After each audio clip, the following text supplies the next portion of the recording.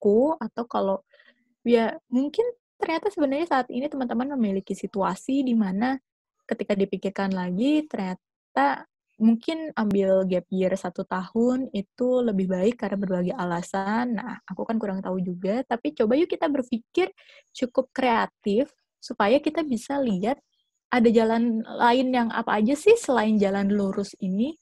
Nah, Betul, betul. Aku setuju dengan yang Kak Riza sampaikan ya.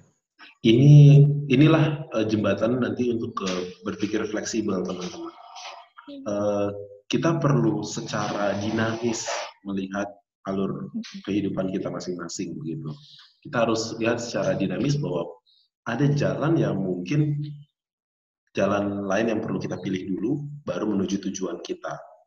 Karena mungkin setelah lulus kayak tadi seperti Kak Riza bilang gitu, mungkin setelah lulus jalannya akan lebih mudah karena kita udah duluan belajar.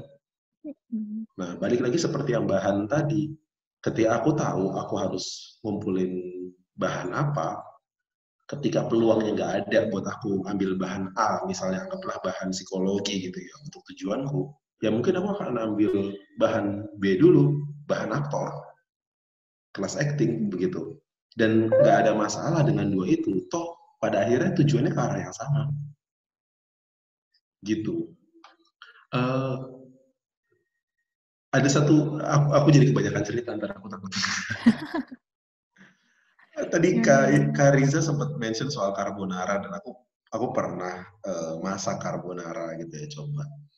Dan ini menurutku cukup mencerminkan aku berusaha kreatif mengakali budget gitu ya. Carbonara yang seperti mungkin teman-teman tahu, masaknya pakai pasta, kemudian pakai susu, kemudian ada dagingnya gitu ya, rempah-rempah, nggak terlalu banyak, mungkin lada, oregano. Tapi masalahnya aku nggak punya uang untuk beli susu. Misalnya, aku nggak punya uang waktu itu untuk beli susu. Tapi carbonara hasilnya harus creamy. Gimana? Yang aku lakukan adalah waktu itu, ini jalan memutarnya aku pilih ya. Jalan memutarnya aku pilih adalah, aku masak carbonara pakai santan. As weird as it sounds, aku masak carbonara pakai santan. Sama-sama susu, ya hasilnya memang jauh lebih gurih gitu, tapi bentuk fisiknya sama. Dan aku berhasil menyelesaikan masakanku, tujuanku, dengan bumbuku sendiri. Gitu ya, itu adalah hasil karyaku ya itu. Gitu. Karena setiap orang kan unik at the end of the day kan.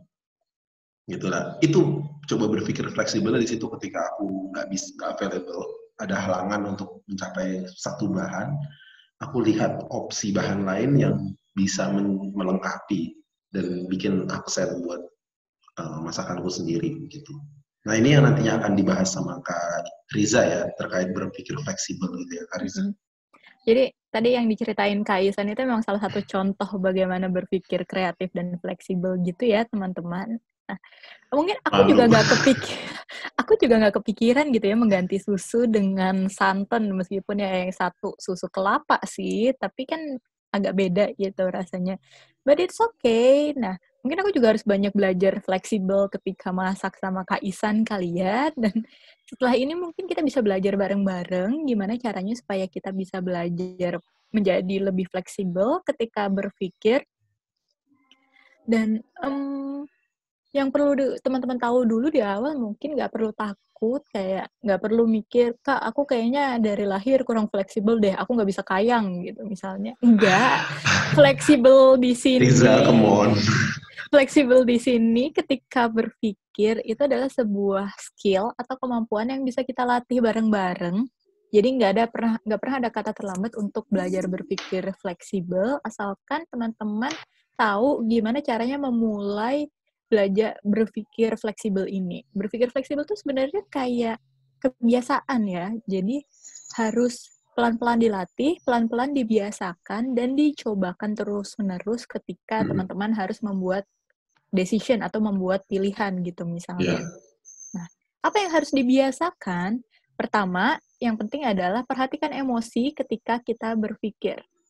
Nah, ini tuh maksudnya kadang kalau misalnya kita lagi marah atau kita lagi sedih, kan ini membuat kita nggak bisa berpikir secara rasional atau secara bijak gitu ya istilahnya. Misalnya aku lagi sedih banget, itu tuh rasanya aku pengen makan terus gitu. Kan apalagi makan yang manis-manis kayak coklat, kue. Karena menurutku kalau aku makan yang manis aku jadi lebih seneng gitu. Jadinya ya kalau misalnya aku sedih, aku makan yang manis banyak gitu Oh misalnya. gitu. Iya, jadi kalau aku sedih tolong belikan aku sesuatu yang manis ya, San. Jangan lupa. Terus kalau misalnya aku habis makan sesuatu yang manis dan banyak, itu tuh sebenarnya di akhir, ya aku seneng sih, tapi terus ada perasaan menyesal juga, karena ternyata setelah dipikir-pikir, aku tuh nggak butuh makan manis sebanyak ini, dan akhirnya aku menghabiskan terlalu banyak uang untuk membeli makanan tersebut. Nah, itu adalah salah satu contoh di mana emosiku, yaitu emosi sedih, mempengaruhi bagaimana aku berpikir dan bagaimana aku membuat keputusan. Yang akhirnya keputusannya adalah membeli makan terlalu banyak dan akhirnya mengeluarkan uang yang cukup banyak juga gitu. Nah, hal-hal yang seperti ini tuh yang perlu kita pahami bersama, yaitu supaya ketika kita perlu membuat sebuah pilihan yang besar atau pilihan yang cukup, krusial gitu, cukup penting, kita tahu bahwa emosi kita tuh harus dalam kondisi yang normal atau kondisi netral. Istilahnya kalau ada meteran emosi atau perasaan itu dari 0 sampai 100 gitu, coba diusahakan ketika harus berpikir tentang pilihan, itu emosinya di tengah-tengah aja deh, atau di batasan normal teman-teman itu seberapa. Jangan terlalu sedih, jangan terlalu marah, karena nanti hasilnya pilihan atau opsi pilihan yang teman-teman buat itu berdasarkan perasaan teman-teman, bukan berdasarkan situasi yang ada itu seperti apa. Nah, mungkin nanti setelah ini Kak Isen juga akan cerita sedikit gimana caranya kita bisa meluapkan emosi dulu kali ya, atau membuat emosi kita jadi lebih reda sebelum kita akhirnya membuat pilihan tersebut.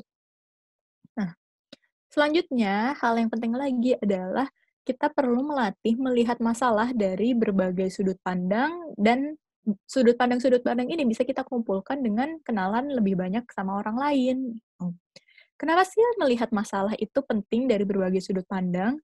Karena istilahnya nih ya, kalau misalnya tidak ada sesuatu yang itu ya. Nah, misalnya nih kalau misalnya teman-teman hanya melihat dari satu sisi aja, itu teman-teman jadinya nggak tahu sebenarnya situasi utuhnya itu seperti apa sih, atau situasi penuhnya itu seperti apa. Nah, kalau misalnya kita terkait sama pilihan yang harus teman-teman buat gitu ya, kalau misalnya teman-teman hanya melihat dari sisi teman-teman saja gitu, mungkin teman-teman jadinya cuma bisa membuat satu opsi pilihan, tapi tidak mempertimbangkan opsi yang lain gitu. Let's say misalnya di sini ada gambar notebook warna hijau. Nah, kalau teman-teman hanya melihat notebook ini dari sisi teman-teman, dan teman-teman contohnya adalah orang yang tidak suka warna hijau, mungkin menurut teman-teman notebook ini atau buku ini adalah buku yang kurang bagus, karena warnanya hijau dan aku tidak suka hijau gitu. Tapi coba teman-teman lihat dari perspektif teman yang, tapi ternyata misalnya teman-teman punya orang lain yang suka warna hijau dan dia dikasih lihat buku ini, dia melihat bahwa buku ini bagus kayak gitu karena warnanya hijau dan aku suka hijau. Wah, dari warna buku aja tuh kita bisa tahu kalau misalnya orang tuh mempersepsikan sebuah buku aja bisa sangat berbeda tergantung dari sudut pandangnya dia seperti apa. Mungkin kalau ada orang X yang dia nggak lihat warna, tapi dia lihatnya tekstur bukunya, dia juga bilang buku ini bagus karena buku ini teksturnya bagus gitu. Sebuah hal yang mungkin teman-teman nggak akan pernah lihat teksturnya ini kayak bagus atau enggak, karena teman-teman fokus ke warnanya gitu. Nah, ketika teman-teman bisa mencoba melihat dari orang yang lihat tekstur buku, bukan warna buku, teman-teman jadi punya data tambahan. Oh, oke, buku ini warnanya hijau, aku nggak suka hijau, tapi buku ini teksturnya bagus, gitu. Nah, jadi ada data tambahan untuk membantu teman-teman membuat opsi pilihan ke depannya itu seperti apa. Nah, kenapa juga kenalan dengan lebih banyak orang itu penting?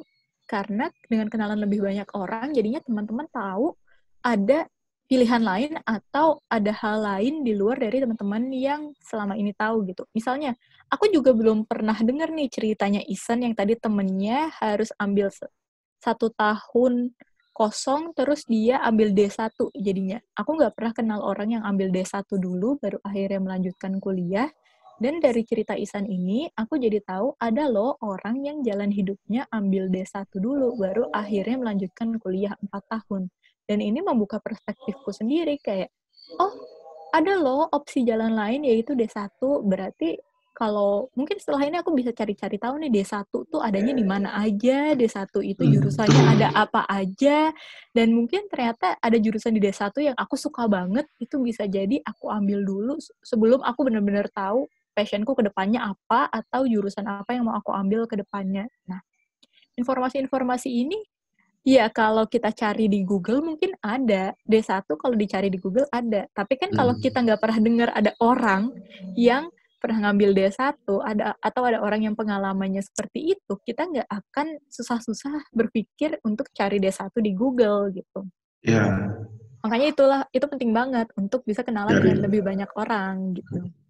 Atau jadi dengar testimoni-testimoni dari orang yang ambil jurusan tertentu yang mungkin kita minati gitu. Makanya kayak alumni-alumni sering dipanggil sama guru. Mungkin itu kan untuk membantu teman-teman supaya lebih dapat gambaran dan juga lebih dapat sudut pandang yang lain.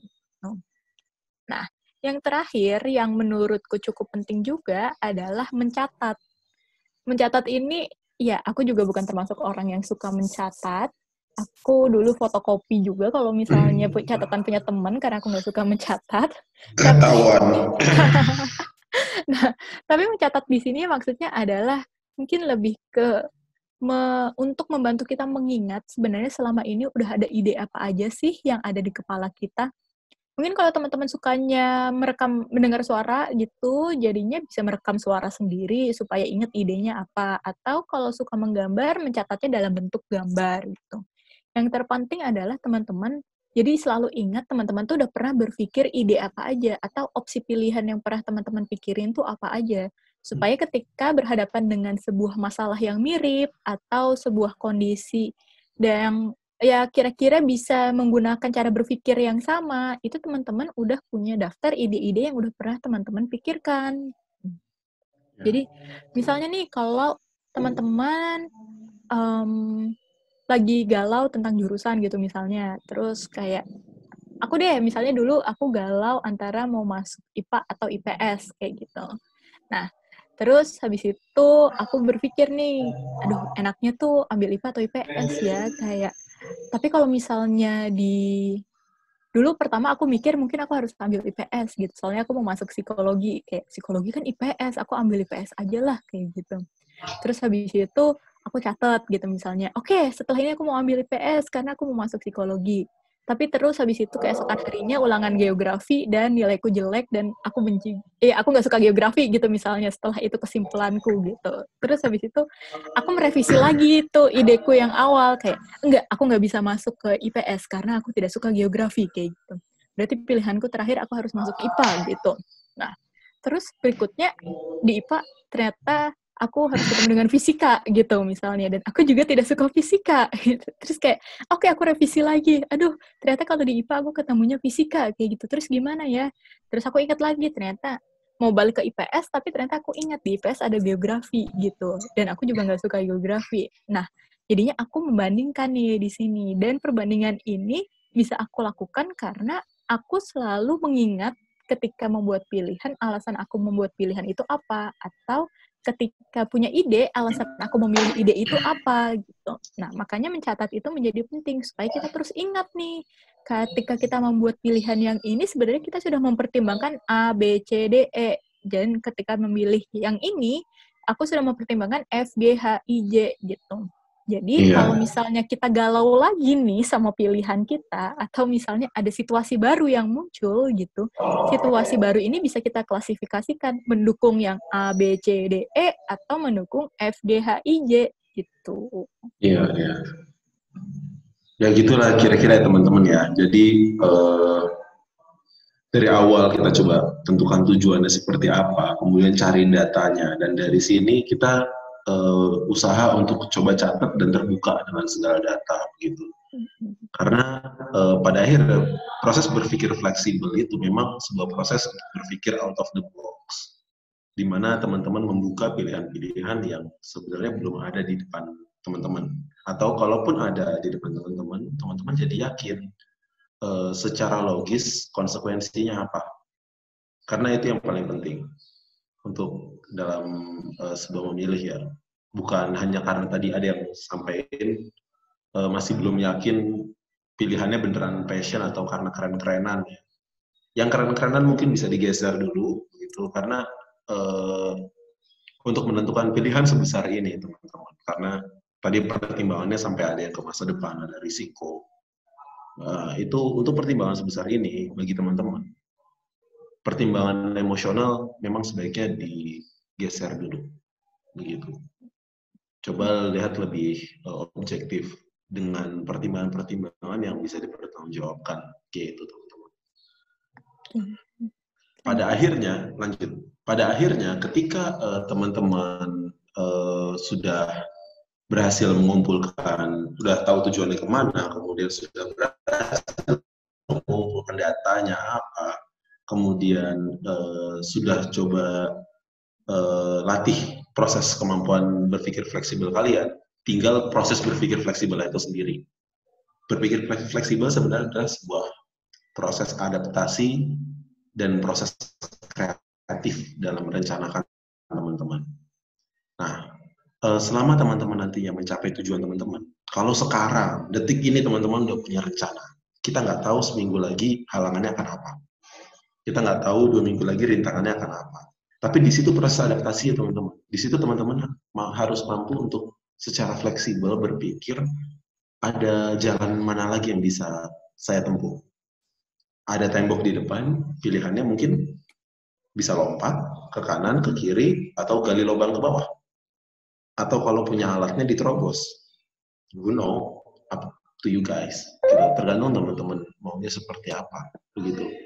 Nah, proses adaptasi dan kreatif inilah yang mungkin teman-teman perlu telusuri lagi, perlu explore. Bahwa plan itu tidak sepenuhnya jalannya lurus. Plan itu bercabang. Untuk nyampe dari titik A ke titik B mungkin bisa lurus. Dari B ke C mungkin teman-teman harus ke B aksen dulu. Ambil kemampuannya baru bisa buka pintu buat ke C. Dari C ke D mungkin ada cabangnya lagi yang perlu telusuri dulu. Begitu. Nah, proses itu yang perlu teman-teman pahami gitu ya. Karena sepanjang teman-teman akan berjalan, terus berjalan ke barat gitu ya, ketika untuk mengambil kitab suci gitu, itu pasti akan ada cabang-cabang yang mungkin perlu teman-teman ambil dulu, balik lagi, jalan lagi, muter-muternya pasti akan seperti itu, dan teman-teman harus bisa kreatif untuk melihat, saya harus ke kanan dulu, habis itu ke kiri lagi biar temboknya lewat, atau saya harus cari tali, lompat atas, atau apa gitu ya. Itu terlalu banyak possibilities yang bisa aku sebutkan kayak gitu. Dari Kariza ada yang mau ditambahin? Enggak sih, San. Mungkin mau menambahkan aja, mungkin teman-teman di sini ada yang banyak yang roaming kali ya, nggak ngerti ini tuh sebenarnya OST apaan sih, ini gambar siapa sih, kayak gitu. Nggak penting,